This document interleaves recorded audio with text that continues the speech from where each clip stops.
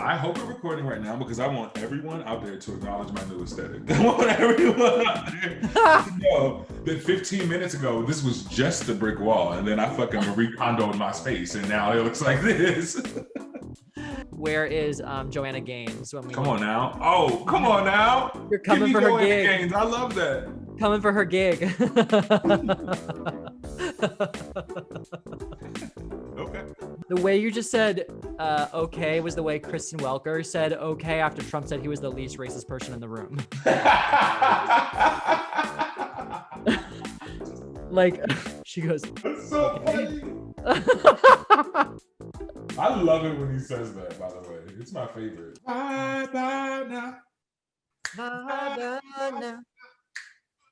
Bye, bye, now.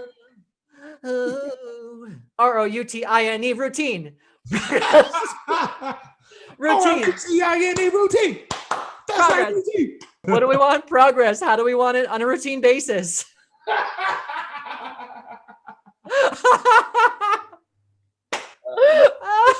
It's so true. Hey, what's up, everybody? I'm Richard. Jumbo, my name is Nick, and welcome to Routine Progress. Yes, Routine Progress, a podcast in which we explore the difficult and desirable things that you all want to hear about. Yes, and to be clear, we're not here to tell you how to feel about it. No, not at all, because a little secret here, we're not experts yet. We may seem like it, but we're not exactly yet. We're just here on a journey to better ourselves and the world around us. Exactly, and we plan to do that through exploring deeper conversation. With reason-based logic. And just all around good vibes, because that's all that anyone needs is good vibes. So good vibes for everybody, man. Oh, look, just a disclaimer. This episode was filmed 2 days after the final presidential election debate on October 24th. And another disclaimer, I had finished just fact-checking said debate when we recorded, so I'm riding hot. Yeah, Nick is riding hot. He's fact-checking and full of fury, so fucking prepare yourself. Shout out to the new podcast name, Fact-Checking Full of Fury. Welcome to the stage, fact-checking and full of fury. Coming to the stage.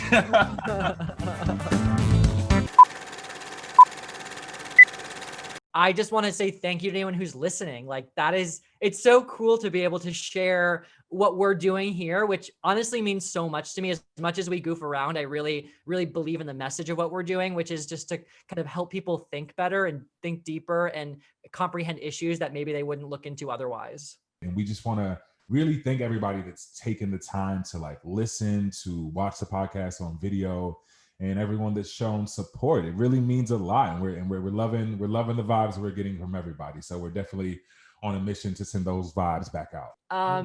Okay, cool. So, Richard, what are we talking about today?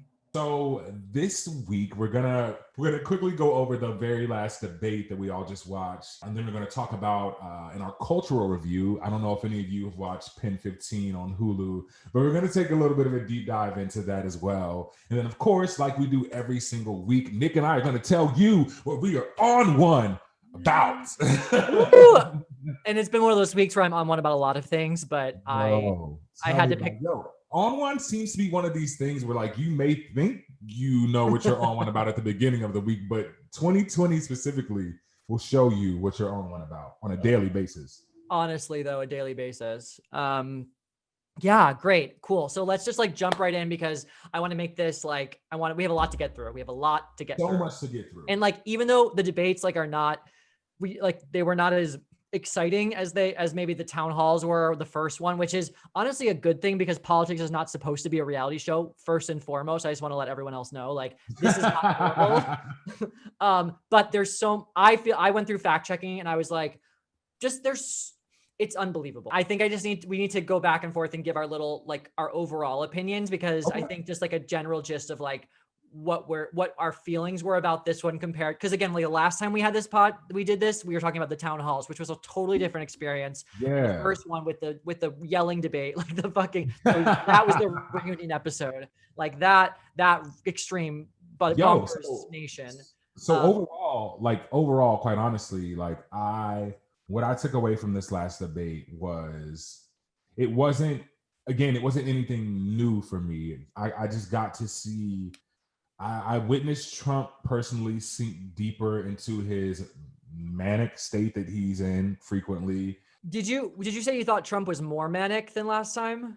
Yeah, in terms of not in terms of his anger, that had to be dialed down a little bit because of the circumstances of this debate specifically, but just like in terms of his like lies that he tells, like when he or the narratives that he spins, like when he talks about Biden selling sheets and pillowcases or whatever he says, it's like, what, crazy grandpa? Like, what are you talking about now?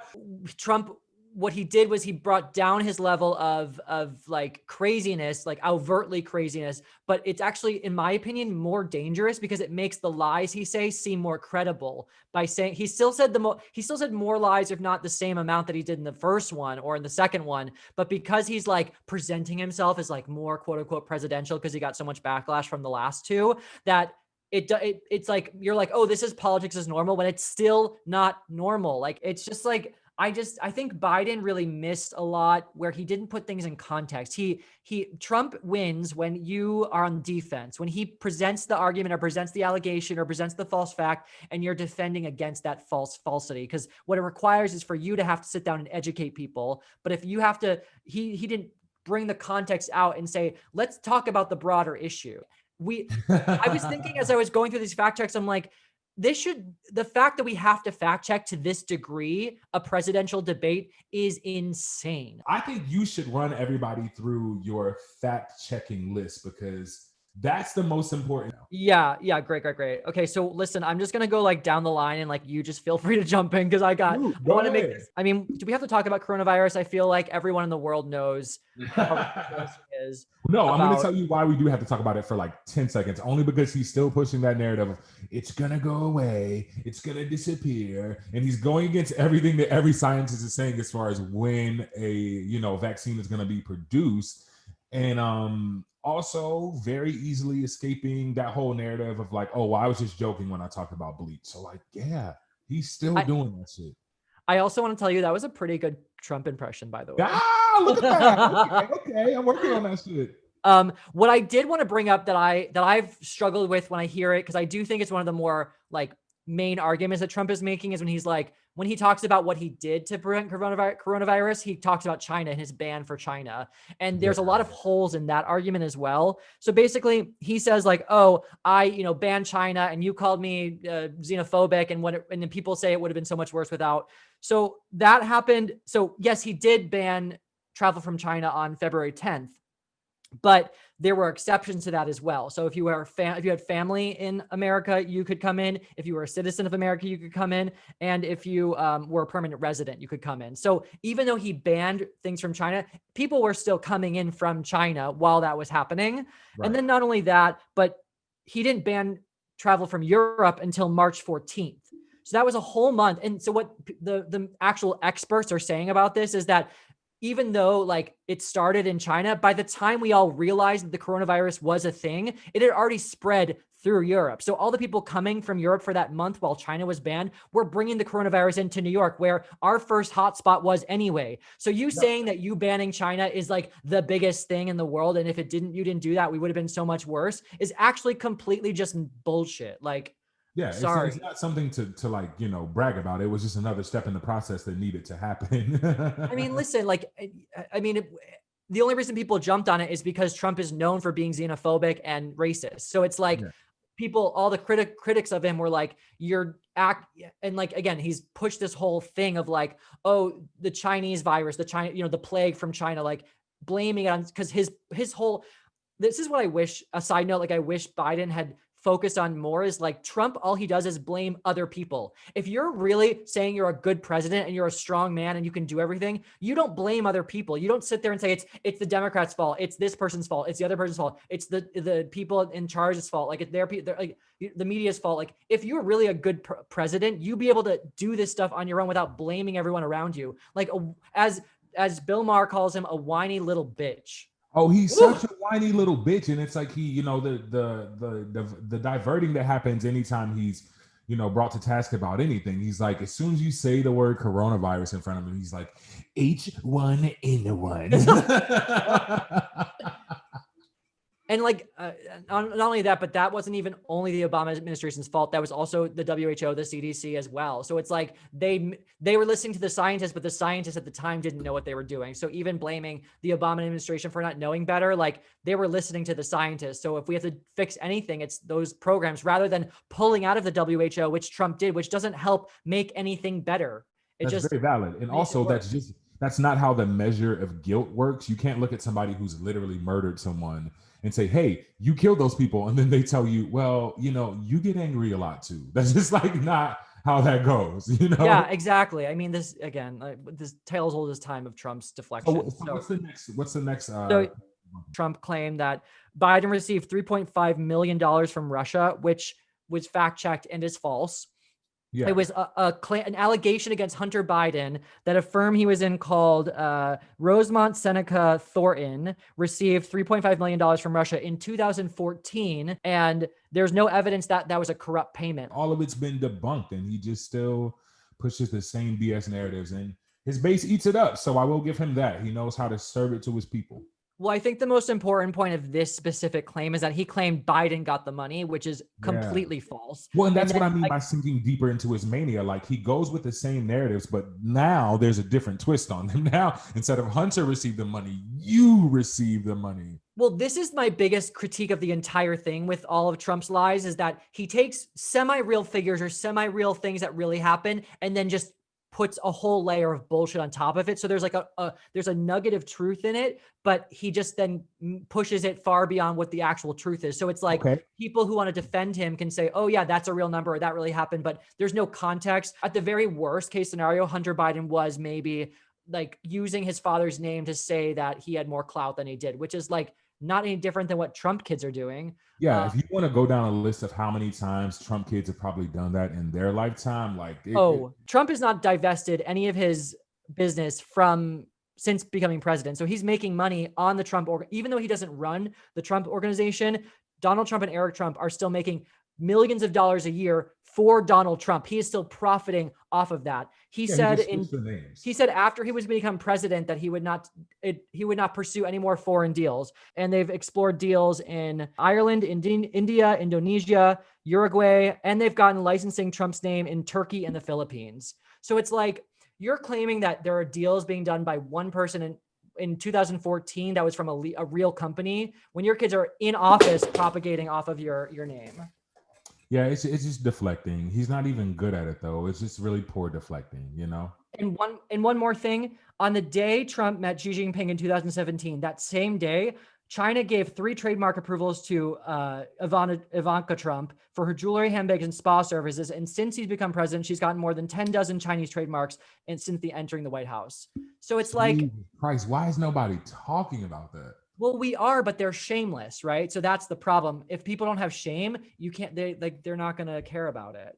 Yeah. Biden has never been involved in any of it in terms of people have investigated, and he's never been said to do anything inappropriate, whatever. Another fact that I know you probably have on your list to debunk that just reminds me of the whole Obama administration and cages thing. It's like he takes that to such an extreme, but there's truth to that statement. Those cages were built during the Obama administration. The Obama administration did actually separate some kids from families, but they only did it in extreme cases where the parents who brought them were bringing over drugs, were criminals. So what happened in when Trump became president is that Jeff Sessions decided to make every single parent and child who crossed the border illegally criminally prosecuted, which never had been done. Now, every single person who crosses the border, because it is technically illegal, are criminally prosecuted, which is now there is no more seeking asylum. Now they're all just criminals. Right, because it is illegal to cross the border without if you don't go through whatever the proper channels. Yeah. But it's like it was never a thing to be criminally prosecuting people for that before. What else is on your fact check list? Okay. I have so many things I don't want to know. Exactly. So do you want to talk about these are the issues to talk about: foreign policy, race, immigration, climate, healthcare. There were lies in each of those topics. Oh, multiple lies in each of those topics. The whole episode fact checking this guy. That's crazy. Okay, let's just talk about race for a second. Very quickly, Trump said that Biden called blacks in 1990 super predators, which he never did. He never called blacks super Yeah, predators. right. He did at one point say, what's the quote here? He said, he did say predators were out in the streets when he was supporting the 1994 crime bill, but he did not call blacks specifically super predators, which is problematic. But also he officially apologized in the debate. So it's Yeah, like, so that's what I was gonna say. That's the most important thing there, right? We keep talking about like there's this narrative if he called black people super predators or not. That's not nearly as important to me as what he did with the crime bill and how much damage that actually caused. But that, however, is not nearly as important to me as him standing up on a stage in front of the American people and saying, I was wrong. I created something that was bad. I was wrong. Yes, mhm. yes, I'm gonna support reform for the things that I instilled, and I was wrong. That Donald Trump could never ever do that ever. Yeah.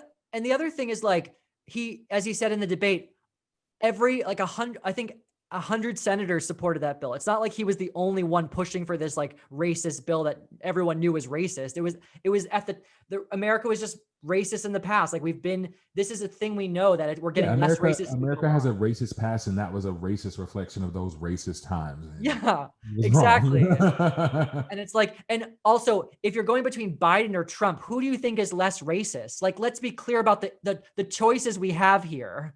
Yeah, if you're not adding delusion into the mix, like you can think whatever you want about Trump, but if you're talking Mhm. about who was more or less racist, which is not a legitimate conversation at all, but if you were having that weird ass conversation, the choice in that is very obvious. Okay. Another thing I picked up that I wanted to talk about in immigration is that Trump said less than 1% of immigrants show up to the court proceedings when they're like the catch and release program that he was claiming that was horrible. Oh, That's wait, that yo, that's so false, right? So listen, tell me if I have this statistic wrong, right? Isn't 17% the amount of people who didn't show up? according to the Justice Department, 75% of people do return. Only like 25% or less don't. Yeah, that's so crazy. Like, how can you just take an actual statistic and flip it for your that's next level mind manipulation right there. His own Justice Department says this, and this is what's so frustrating. It's like, how can we just let someone? I mean, whatever. Let someone is whatever. But like, he just says complete untruths, like lie. Not even untruth. It's a fucking lie. Moving on to foreign policy, really quick. The other thing that he kept screaming about for 5 minutes had China's paying the tariffs. China's paying the tariffs. That is a bald faced lie. Study after study has shown that American people pay for tariffs. When an import from China comes into America and we have a tariff on that import, it just makes the price higher for Americans. Yeah. So we are paying the tariffs. China is not paying. And then Trump goes, and then I gave $28 billion to farmers from taxpayer money. He took it out of the deficit, which is the highest it's ever been, to give back the money that they lost because he started a trade war that made no fucking sense. It's like, ugh. It's like, hey, I cleaned up my mess with all of your cleaning supplies. So like thank me for it. I I don't mean to sound so angry, but it just like I get really frustrated with having to to fact check a president to this degree. It just seems It just so makes me annoyed that there's so backwards. much of it. You know what I mean? It really does. Um, okay, and this is connected to my later, but I have to talk about climate change for a second. Um, so one thing I really wish that Biden would have talked more about in climate change is about connecting the world. Because, yeah, we can talk about America's numbers on climate change and whatever we're doing or not doing, but we need the entire world to come together to make this happen because it is a global crisis. And it doesn't matter what we do or not do. If we don't get our allies together, which Biden can do much better than, well, I mean, obviously much better than Trump. That's the key goal. And he didn't really frame it in that way that like, this is about unifying the world together. And I guess Trump is against globalism, but it's like where Yeah, there's or simply, I don't think he took him to task enough about it simply being about science. Like, man, there's information out there that shows you the direction. Again, we're not going to get too into this right now, but there's information out there that shows you the direction that this world is headed, and he flat out is pretty much like anti-science at this point, Donald Trump. So like, I mean, he's been anti-science. yeah, so like I think there's really more of a space there for Biden to really take him to task about like the way he ignores pure science is just it's scary and it's harmful, man. It's really harmful. I mean, it's existentially harmful. Yeah. So a couple more fact checks. Trump said about climate change, we have the best carbon emission numbers in 35 years. So this is also misleading, of course. They went down and we have the lowest numbers since World War II, but most of it was due because of COVID-19. So current numbers because of the pandemic have dropped emissions a lot. So it's like a very fragmented version of the numbers. And not only that, but they keep going down because of Obama's policies. And it says in spite of Trump's deregulation. So it keeps going down, even though Trump is doing the opposite of what makes them go down. So it's like he's taking credit for something that he is doing the opposite effect of. That's his thing, man. Like, again, take credit for the good stuff and dog the bad stuff, man. Like, that's his MO. So he also said we have the cleanest air and water. So both of those are obviously false. U.S. is 16th in air quality in the world, according to Yale and Columbia, and studies show it's worsened during the Trump administration. It's increased 5.5% from 2016 to 2018, despite going down for the better part of a decade. It's crazy how many people believe him about this stuff, because he obviously sounds like he's BSing too. And he's like, I go to these other places and their air is very bad. They've got very bad air. And it's like, that's not what you're saying isn't real. I know it's not real. Oh, we know, but obviously, like, people listen to just Trump and think that that's the real world. I've been to Anguilla there. It's beautiful there. And then, so in terms of also water, we're 26 in the world for water sanitation and drinking water, according to the Environmental Performance Index. That's so real scary. So yeah, Trump, we have the cleanest air and the cleanest water. One final thing I have to talk about is Biden. So Trump said Biden says he opposed fracking. So this is actually false. He did say he would eliminate it in 2019 debate. Yeah, he said he'd eliminate it altogether. But then in 2020, he said he would oppose new fracking. And then today, and then the debate recently, just the other day, he said over time we're going to get rid of it. Yeah. And I just need a moment to say that this idea of fracking being a big issue is actually not a big issue for America. It's a big issue for Pennsylvania voters. And the only reason, and the way the Electoral College works, is that they're targeting certain voters on issues because they need those states to win. So the only reason fracking is even brought up by Trump at the debates, or Biden is brought up at the debates, is because there are people in Pennsylvania that they need to win the election, because our election system is not a majority. It is a targeted Electoral College vote for specific voters that have more power than the rest of the country, which is so problematic. Yeah, so high key problematic, straight up. This is my PSA. We must get rid of the Electoral College. It is an antiquated, non-helpful program anymore to our country. It doesn't service our voices, our votes, none of that. The Electoral College is garbage. When it was created, it was designed because they thought people were too dumb and too disconnected from American politics to know how to vote. So they appointed electors in each state that would be aware of what's happening in the politics of the nation. That is no longer a thing. Yeah. Even state-run elections, even local elections, are run by who supports what presidential candidate. So the fact that we need electors to vote on behalf of the people is no longer a thing, because we have a cell phone, we have internet that tells us everything. Especially because we're in 2020. Like, we have the ability to sit down in front of our information sources and research who we're voting for individually by ourselves in our own time and space. Like, yo, it's not needed. We all know that. Let's get rid of that shit. Yeah. So that's my biggest PSA today. Actually, that's not my biggest PSA. Get ready. Not your biggest. Okay. Final before I move on. Healthcare.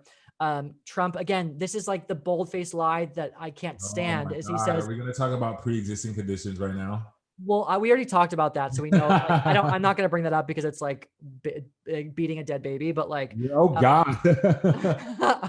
But Trump claimed this time in screeching 5 times. This is what he screams it 5 times in a row, just so people like he like manipulate. You know what I mean? It's like brainwashing. Yeah. He says Biden wants socialized medicine. Biden wants socialized medicine.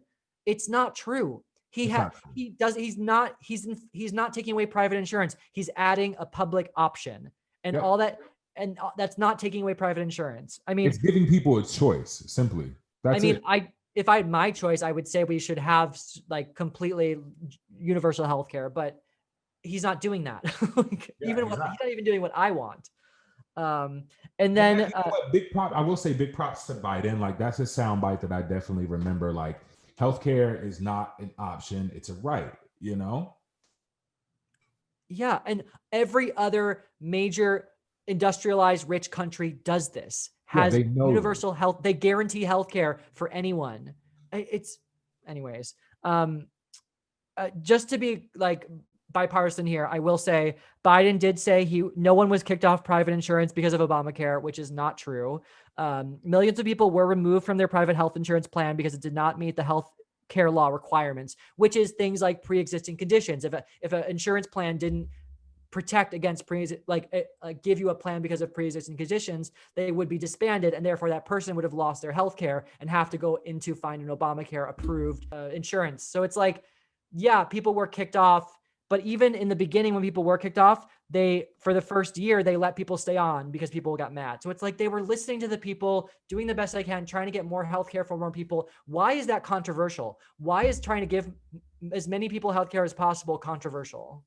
Yeah, man, just because it's politicized. And I will say on the far right that a lot of being a far right extremist, I'll even add the label extremist so I seem a little bit more universal.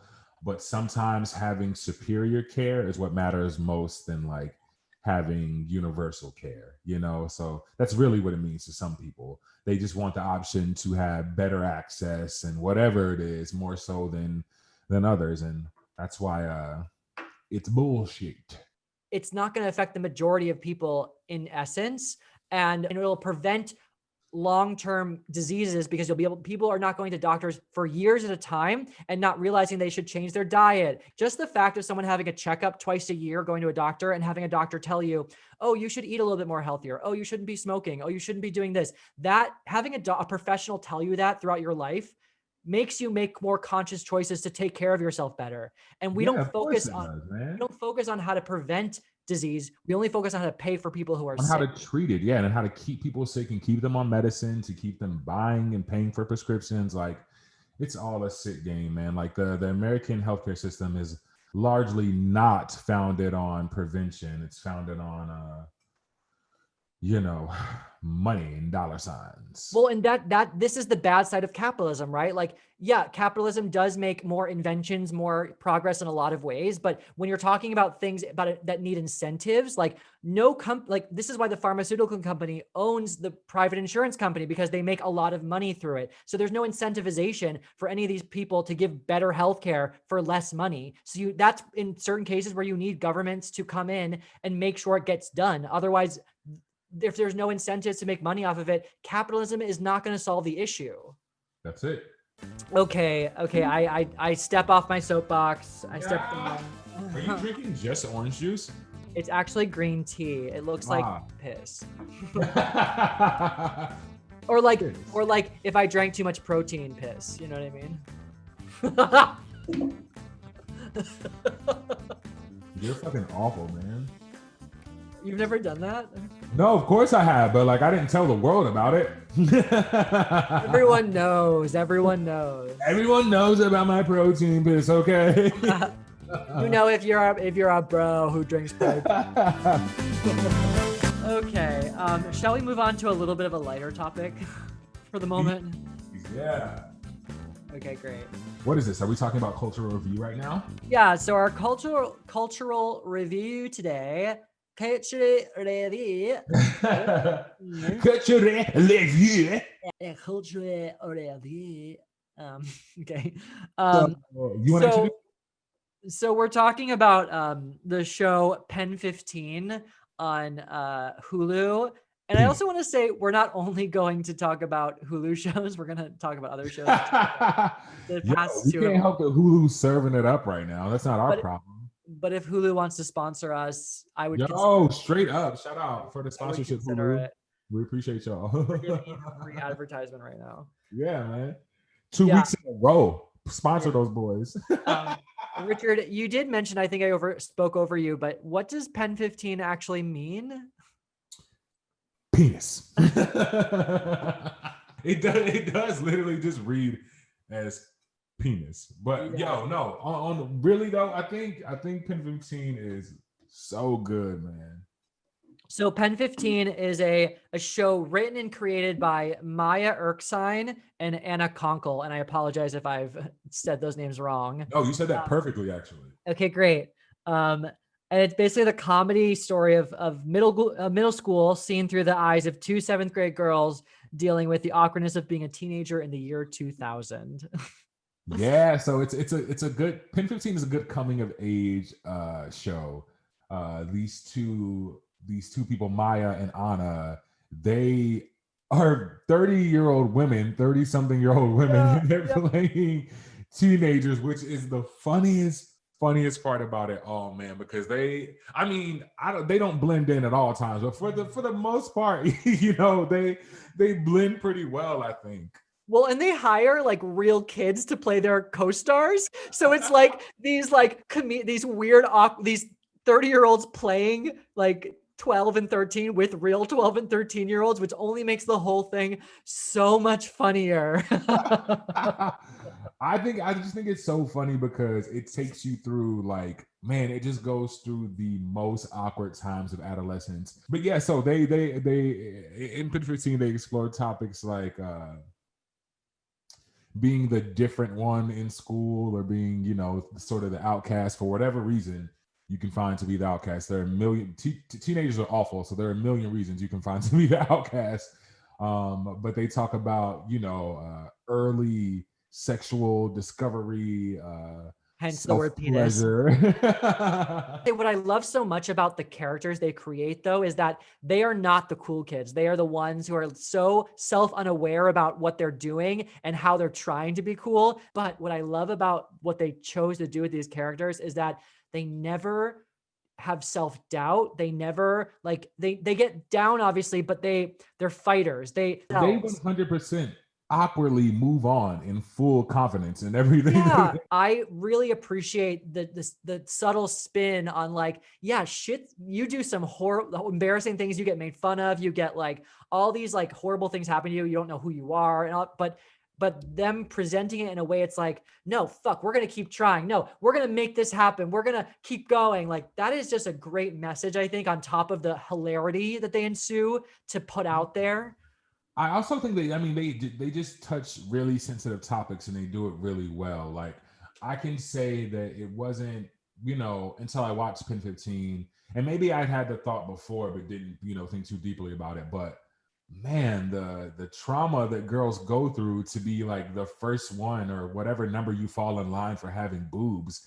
Like, you know what I mean? Like, if you're number one, you're probably like, oh, she's that girl. But if you're like later on in that shit, then you're like, I don't know. Then you're, what do they call it? You just ugliest girl in school. You're probably you just, And shit like that. Like, one of them in the first episode is called You Just, like the ugliest girl in school. And she finds out, and like, yeah, she's like devastated for a minute, but then she like comes back and she's like, I'm going to not be You Just. Like, she figures out a way to like, bring herself up and like do better and like fight for her place in the society of the high school, of the middle school, which is like, I think the message we should all be getting for high school, given to kids in that age, or to people like me who want to get over their trauma more. I was pretty fucking cool in middle school, man, I must say. Of course you were. Of course you were.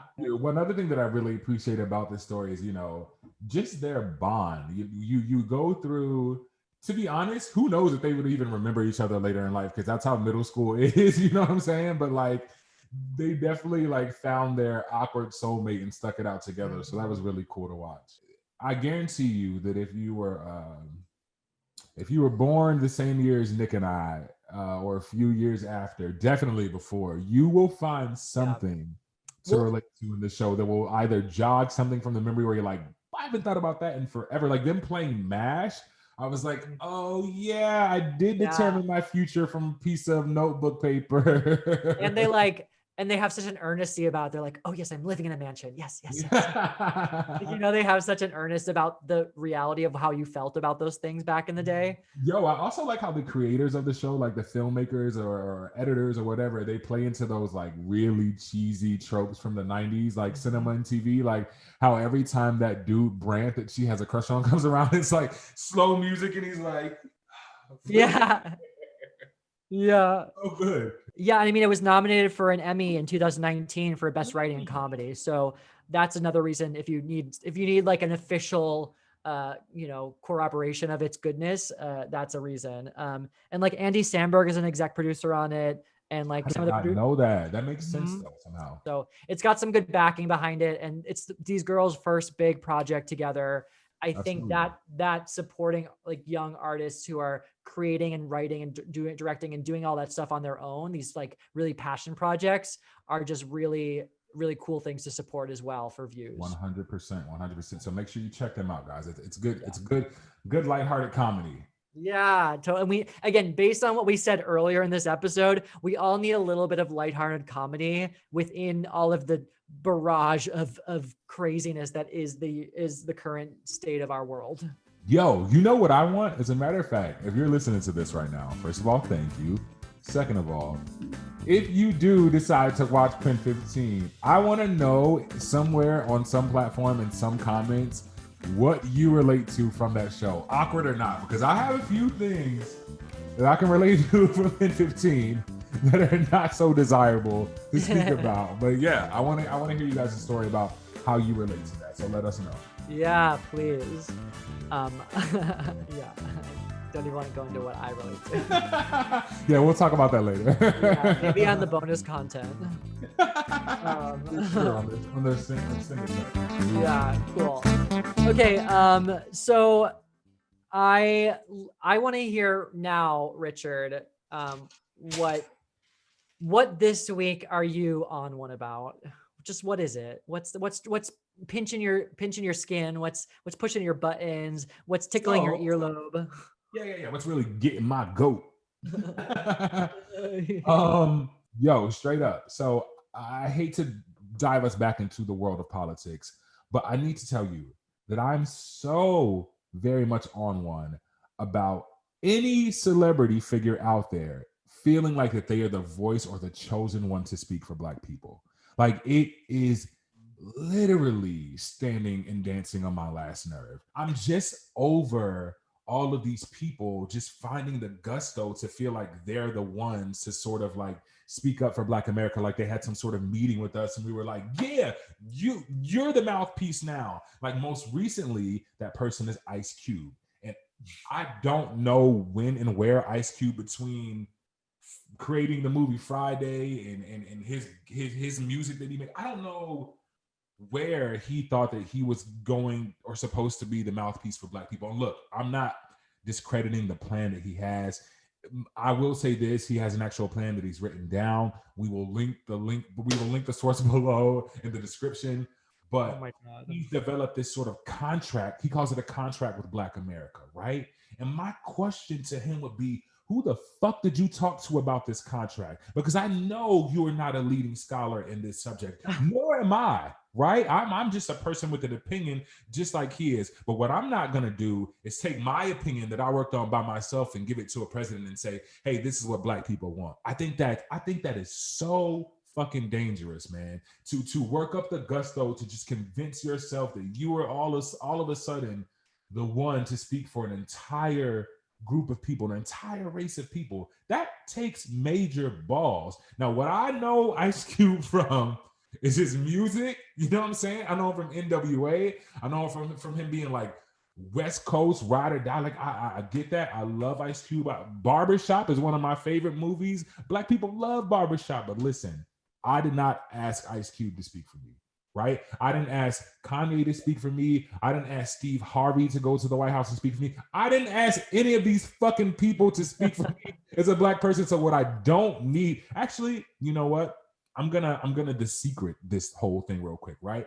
What I need is for the voices that are going to be in the forefront are the people who study this shit on a daily basis. People who study numbers, analytics, waves of effectiveness of things that affect people of different races. I need people who are actually scholars to be speaking up and not celebrities who all of a sudden feel bigger than the pants that they're wearing. It's too much. You're more than welcome to your opinion, but step the fuck back, bro, and let a professional handle that. All that said, check out Ice Cube's plan. You may find something very discoverable in it. It sounds very much like Biden's plan. Oh, we should also say that today Joe Biden dropped his plan for Black America. I think it's called Let Freedom Ring. So if you guys want to check out what these people have planned for Black people as a whole, we'll link that below so you can check it out. But I'm over it. Take a step back, sit down. Well, also, I feel like it's problematic because you've been in the spotlight, you've been celebrity, like you are so far removed from just people in general. Listen, and then it's like, let me quickly one last little note about this, because I know we're supposed to be quick about this on one thing, right?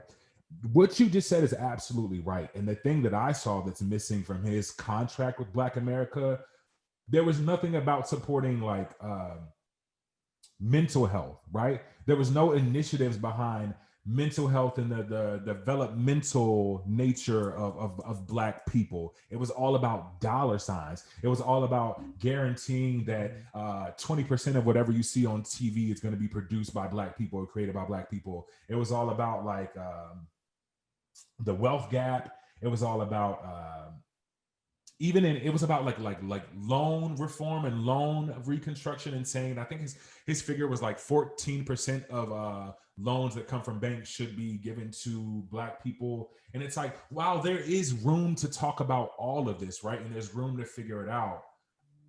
I don't know what that says for the other brown people in America.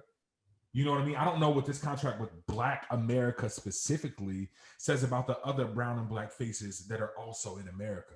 And I think about that. You have to fucking think globally. I can't pull myself up while leaving somebody else oppressed. And while I do respect what he's trying to do for me and my people, you got to think bigger than that, right? Because if we give a contract to Black America, who else is getting a contract? I'm Black. I want these issues fixed. I want them addressed, and I want them taken care of, and I want them to be. I want reform. I want justice. I want change. I want all of that, but not in a way that isolates anybody else. And I don't know that this contract doesn't do that. Ice Cube, other celebrities, sit the fuck down, start a podcast or something. I hear they're really popular these days. Well, yeah, I heard podcasts are really cool. So Ice Cube specifically responded to people like me. He's like, I hope the people who are criticizing me have degrees in journalism while they're using my name on their platform. And it's like, well, I don't need a degree to disagree with you. I just need you to know that you're not the one to speak about this. But also, do you have a degree, Ice Cube? Yeah, like you have no degree in political science, Ice Cube. Yeah. Economics. And maybe he actually, I will have to fact check that, but like, I don't think he has a degree in economics. Yo, do you know how much I would love to be wrong about that? Me too. I want him to be the world's foremost scholar in economics. Yeah, man, but that's what I'm on one about. We celebs need to pipe down, take a back seat with the. And I'm not saying that celebrities should be quiet on politics. That's not what I'm saying at all. But just be very wary of making yourself the leading voice on this topic if you're not actually the leading voice on the topic.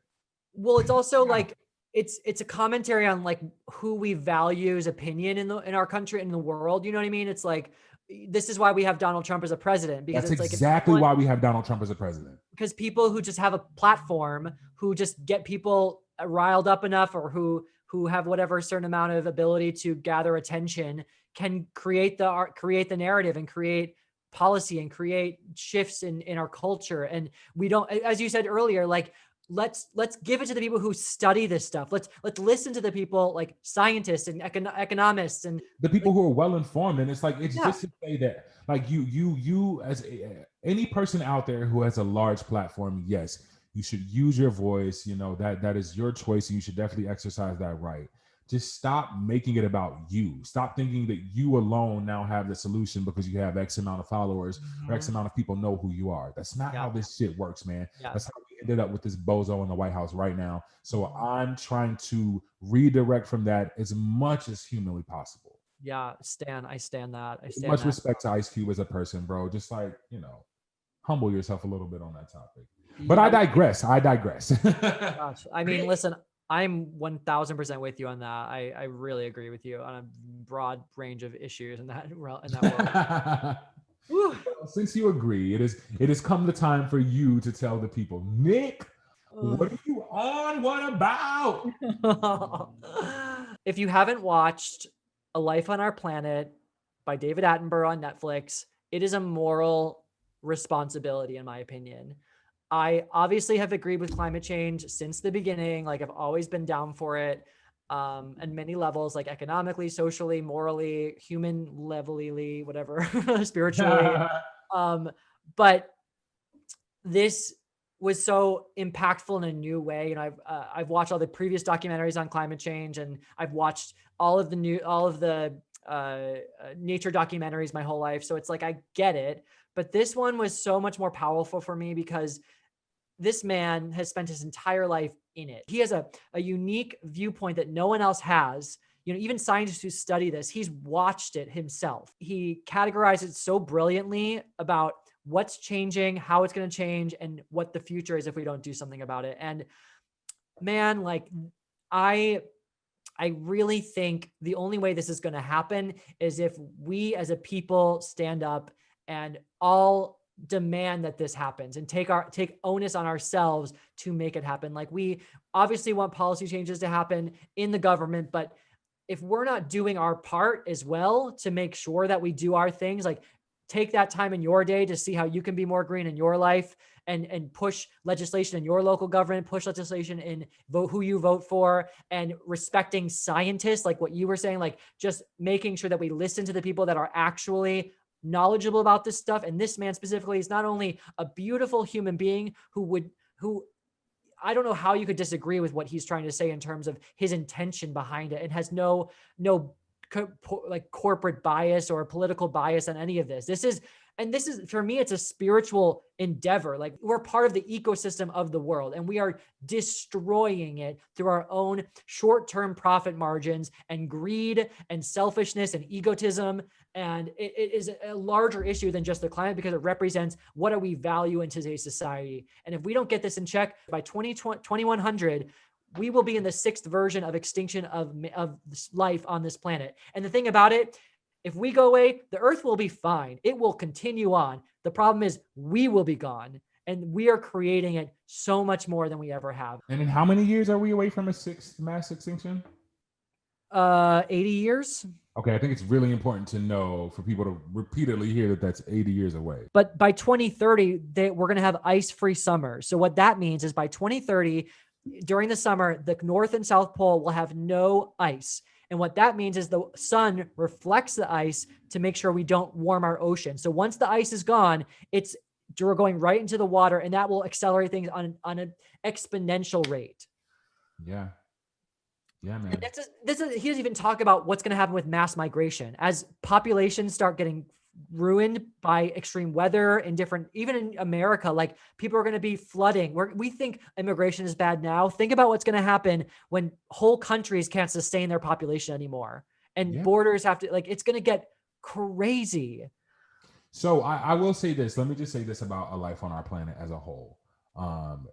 David Attenborough is like, he's a gem. You know what I mean? Like, he's such a gem, man. A national treasure, a global treasure. I like, honestly, global treasure. Yeah, I mean, he's been doing so much his whole life. Like, that's why I trust him more than anyone, because he is the one who has firsthand experience with all of this. He's just seen so much of the world. And, like, you know, one of my favorite things is how he opens up and he lets you know from the start. Like, he opens it up by saying something like, my name is David Attenborough. I'm 93 years old. Like, yo, like, just that alone, like, he's been here for 93 years, right? And he's seen so much about our world change, and to not pay attention to what this man is saying, it feels so personal when you watch it. It's like his personal plea. Yeah, like, it is. It's a plea. It's his like, okay, like, this sounds kind of dark, but it's sort of like his like last wish almost is what it feels like. He's like, I'm writing this final love letter to the world, and I want you guys to know how much I love it, and I want you to know what you're doing to it. And if you don't listen to this brokenhearted old man about what we need to do with the world, then you're a monster. I'm sorry, because like, I'm right there with that argument. It's just. And, you know, I was thinking about people who, you know, use the Republican talking points to say climate change is not happening. And, you know, one that I've heard is like, Yeah, well, this is a natural process. The climate has warmed and cooled over, a millennia, over and over again. But the problem is that because what he makes so clear in this documentary that really hit home for me was like, the reason that it's so accelerant now and why it's not normal is because we're destroying our biodiversity. The fact that we're destroying all of our lands, all of our forests, all of our oceans, that is the stuff that keeps carbon in check, that keeps the balance of the world in check. So the fact that we're destroying all of this for capitalist reasons is why it's accelerating. He talks about deforestation. He talks about overfishing. He talks about overgrown populations. Like all of this stuff is very real, man. This is, again, if you need another reason to vote for Joe Biden over Donald Trump, like Joe Biden is, okay, you could argue that maybe he's not going to be as hard on it as we want him to. He's the only one who even admits that it's happening, right? Yeah, so you can actually that it's real. You can hold people accountable in that way because Donald Trump doesn't even admit that he wants to do anything about it. So it's like, there's no choice there, in my opinion. And I don't know why you wouldn't want to live sustainably. Like if we can create energy that is sustainable, like wind, solar, water, like why would we not want that? The only reason why old white dudes are like, this is the way old white dudes keep it going. Well, and they're all invested in the money that they're getting from the fossil fuel industry. So it's like, it's this fear of change and fear of like doing anything different because they're like old and crusty and don't want to like change. But also it's like in the fear of lessening your wallet because you want to build this pipeline because you can like have your homies crew do it. Exactly. But it's like, we are not gods on earth. We're simply not. We have a moral responsibility to live among the world we live in. And even if you don't care about animals, even if you could give a fuck about like their happiness, or even if you're on that side, like we need them to make sure that our ecosystem functions properly. We need them. And that's where I get so like crazy about it. Cause it's like on an objective level, it makes sense. Not even like morally, but it's like functionally, it makes sense. Yeah, it's true. If we did no fish zones in a third of the world's oceans, we would have enough fish sustainably for the entire population. That is so easy to make no fish zones. And then we wouldn't have to worry about fish zone, no hunting zones. It's so easy. But it would sustain enough fish in production for the entire world. It just for a couple places where you can't fish. It's so bonkers to me that we can't give a fuck about this as a whole deforestation. Stop throwing up all these random condos. Listen, I'll tell you, I know this doesn't make much sense or it may not directly correct, but even being back in Pittsburgh recently, seeing the amount of deer that run around in like heavily populated areas and they look confused and don't know which way to go because like we're on their land and like we've infiltrated and they're just here with us because it was theirs before and now we put ourselves there. It's actually pretty sad, man. Like, well, and we can live with among them. Like we can have our places to live as humans the way we want to and make sure we make spaces for them to live, right? Like it's not completely destroying their habitat to build our own. It's not an or situation. This is why I get so mad when Trump talks about deregulation as a good thing, because it's like regulations are what we need to survive. Absolutely. Oh God. Yeah, I'm sure someone like Donald Trump would love for a lot of things to go on deregulated. That's how his taxes are right now. Deregulated. He's already done it. Like as I said earlier, it's like we've lost emissions despite his deregulations because of what Obama put in. So it's like moral of the story is if you're pretending that climate change is not real, you're not real. Literally, you're not real, and you won't be real if you won't be a real person ever. So yeah, I mean, that's what I'm on about, and I'm exhausted now. Jeez. Ugh. Fucking acknowledge climate change, you weirdos. And do something about it. Do something about that shit, man. Dum-dum. All right, everyone. As always, if you have made it this far, then Nick and I both would like to thank you personally for your continued support of Routine Progress.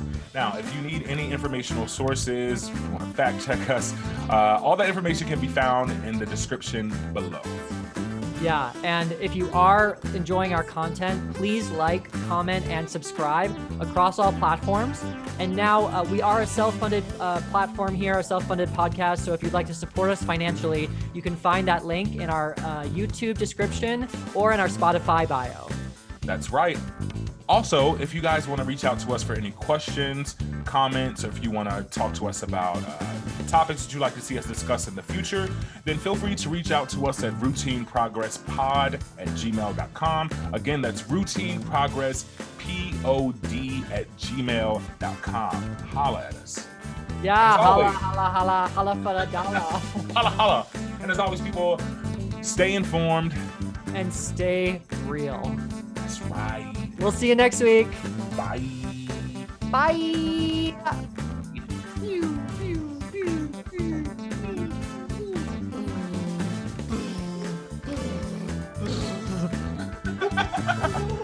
Rage out, man. It's easier for me, honestly. Yeah, right. Drop the balloons now. I said, this is what my apartment looks like. Oh my God, a beauty. You really went all out, didn't you? Yeah, right? You are Joanna Gaines. I am Joanna Gaines. This is going to turn into a home makeover episode now. I fucking hope so. Watch me transform my space. This is no longer a conversational podcast. This is a apartment makeover podcast. Got a new comfy chair. It's yellow and white. Ooh, again, Joanna Gaines is in there. Joanna Gaines doesn't want to fucking see me. Joanna Gaines has entered the chat. So I developed this whole I don't know, basically fan theory that Joanna is actually secretly in love with that woodworker guy. I think that too. Yes, right? She's deeply, madly in love with him. I want to write like an erotic fan fiction for the two of them. It's clearly they're deeply, madly in love and need to spend forever together. Like, if we both know this, Nick, then it's true.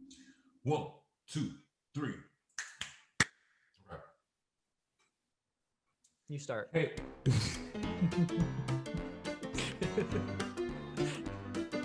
Okay.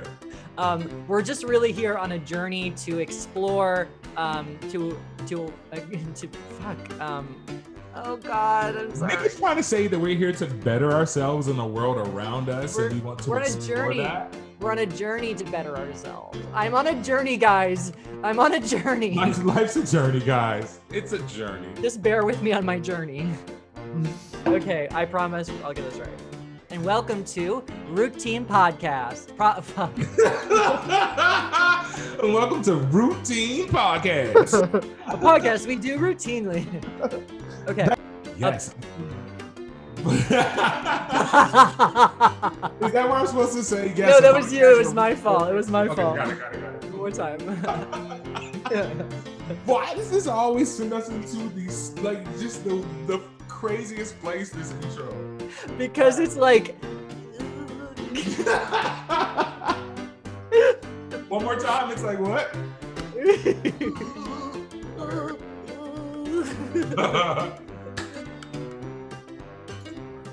All right.